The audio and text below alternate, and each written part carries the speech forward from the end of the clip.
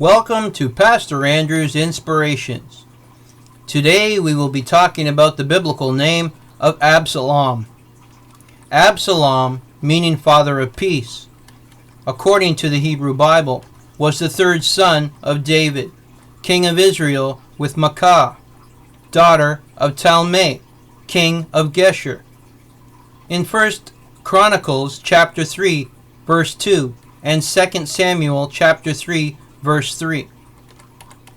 2 Samuel chapter 14, verse 25 describes him as the most handsome man in the kingdom.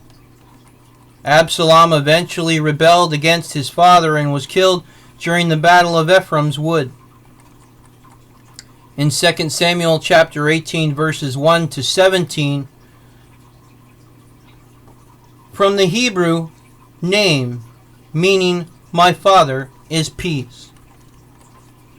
The banquet of Absalom, attributed to Niccolo de Simon around 1650. Absalom, David's third son, by Maacah, was born in Hebron. In 2 Samuel chapter 3, verse 3. He moved at an early age, along with the transfer of the capital to Jerusalem, where he spent most of his life. He was a great favor of his father and of the people. His charming manners, personal beauty, insinuating ways, love of pomp, and royal pretensions captivated the hearts of the people from the beginning. He lived in great style, drove in a magnificent chariot, and had 50 men run before him. Little is known of Absalom's family life, but the biblical narrative states that Absalom had 3 sons and 1 daughter, whose name was Tamar, and is described as a beautiful woman in 2 Samuel chapter 14, verse 27.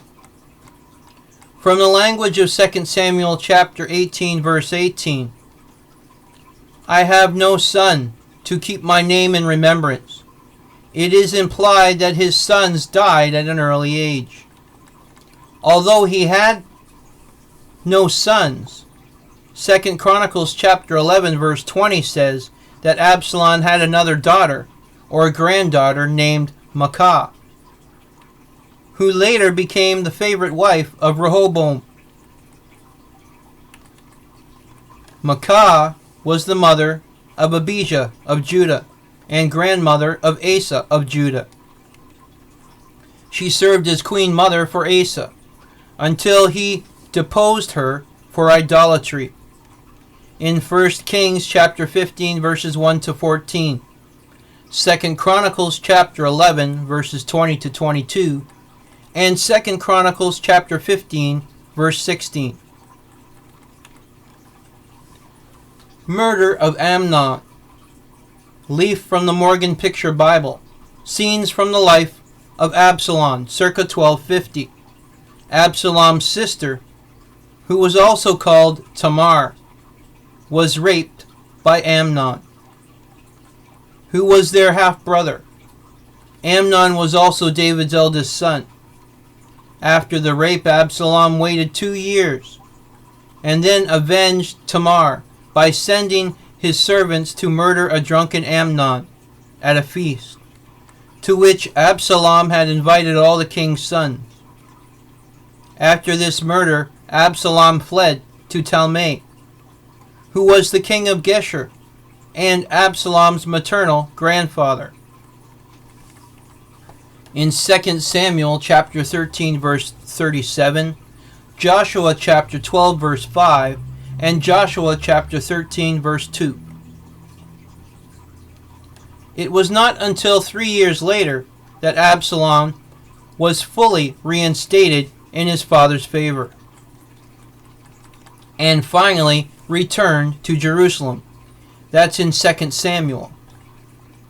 While at Jerusalem, Absalom built support for himself by speaking to those who came to King David for justice, saying, "See, your claims are good and right, but there is no one deputed by the king to hear you. Perhaps reflecting flaws in the judicial system of the United Monarchy. If only I were the judge of the land, then all who had a suit or cause might come to me, and I would give them justice.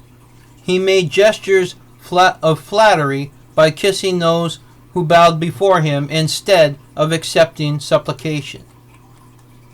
He stole the hearts of the people of Israel in 2 Samuel chapter 15.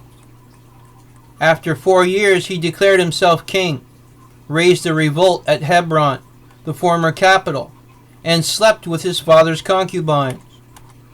All Israel and Judah flocked to him, and David attended only by the Cherethites and Pelethites, or Pelethites as they were called back then, and his former bodyguard, which had followed him from Gath, found it expedient to flee. The priests Zadok and Abiathar remained in Jerusalem, and their sons Jonathan and Ahimaaz served as David's spies. Absalom reached the capital and consulted with the renowned Ahithophel. David took refuge from Absalom's forces beyond the Jordan River. However, he took the precaution of instructing a servant, Hushai, to infiltrate Absalom's court and subvert it. Hushai convinced Absalom to ignore Ahithophel's advice to attack his father while he was on the run, and instead to prepare his forces for a major attack.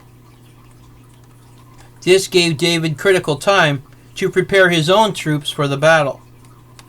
A fateful battle was fought in the Wood of Ephraim, a locality west of the Jordan, and Absalom's army was completely routed. In 2 Samuel chapter 16 verse 18, Absalom's head was caught in the boughs of an oak tree as the mule he was riding ran beneath it. He was discovered there, still alive, by one of David's men, who reported this to Joab, the king's commander. Joab, accustomed to avenging himself, took this opportunity to even the score with Absalom. In 2 Samuel chapter 14 verse 30, Absalom had once set Joab's field on fire in 2 Samuel chapter 17 verse 25, and then made Amasa captain of the host instead of Joab. Killing Absalom was against David's explicit command. Beware that none touch the young man Absalom. Joab killed Absalom with 3 darts through the heart. When David heard that Absalom was killed, although not how he was killed, he greatly sorrowed. O my son Absalom, my son Absalom, would God I had died for thee. O Absalom, my son, in 2 Samuel chapter 18 verse 33. David withdrew to the city Mahanaim in 2 Samuel chapter 19 verse 32 in mourning, until Joab roused him from the extravagance of his grief and called on him to fulfill his duty to his people in 2 Samuel chapter 19 verses 1 to 8. 2 views of the burial chamber inside the so-called tomb of Absalom. In the valley of Jehoshaphat, Jerusalem, which has no connection to biblical Absalom. Absalom had erected a monument near Jerusalem to immortalize his name. Now Absalom, in his lifetime, had taken and reared up for himself a pillar, which is in the king's dale, for he said, I have no son to keep my name in remembrance. And he called the pillar after his own name. And it is called unto this day Absalom's place. In 2 Samuel chapter 18, verse 18. An ancient monument in the Kidron Valley, near the old city of Jerusalem, known as the tomb of Absalom, or Absalom's pillar, and traditionally identified as the monument of the biblical narrative, is now dated by modern archaeologists to the 1st century AD. A tomb 20 feet high and 24 feet square, which late tradition points out as the resting place of Absalom. It is situated in the eastern part of the valley of Kidron, to the east of Jerusalem. In all probability, it is the tomb of Alexander Jannaeus. It exists in the days of Josephus. However, archaeologists have now dated the tomb to the 1st century AD. In a 2013 conference, Professor Gabriel Barkay suggested that it would be the tomb of Herod Agrippa, the grandson of Herod the Great, based in part on the similarity to Herod's newly discovered tomb at Herodium. For centuries it was custom among passers-by to throw stones at the monument. Residents of Jerusalem would bring their unruly children to the site to teach them what became of a rebellious son. The life and death of Absalom offered to the rabbis a welcome theme wherewith to warn the people against false ambition, vainglory, and unlawful conduct. The vanity with which he displayed his beautiful hair, the rabbis say, became his snare and his stumbling block. By his long hair, the Nazarite entangled the people to rebel against his father, and by it he himself became entangled, to fall a victim to his pursuer. And again elsewhere, by his vile stratagem, he deceived and stole 3 hearts, that of his father, of the elders, and finally of the whole nation of Israel. And for this reason 3 darts were thrust into his heart, to end his treacherous life. More striking is the following. Did one ever hear of an oak tree having a heart? And yet in the oak tree, in whose branches Absalom was caught, we read that upon its heart he was held up, still alive, while the darts were thrust through him. This is to show that when a man becomes so heartless as to make war against his own father, nature itself takes on a heart to avenge the deed. Popular legend states that the eye of Absalom was of immense size, signifying his insatiable greed.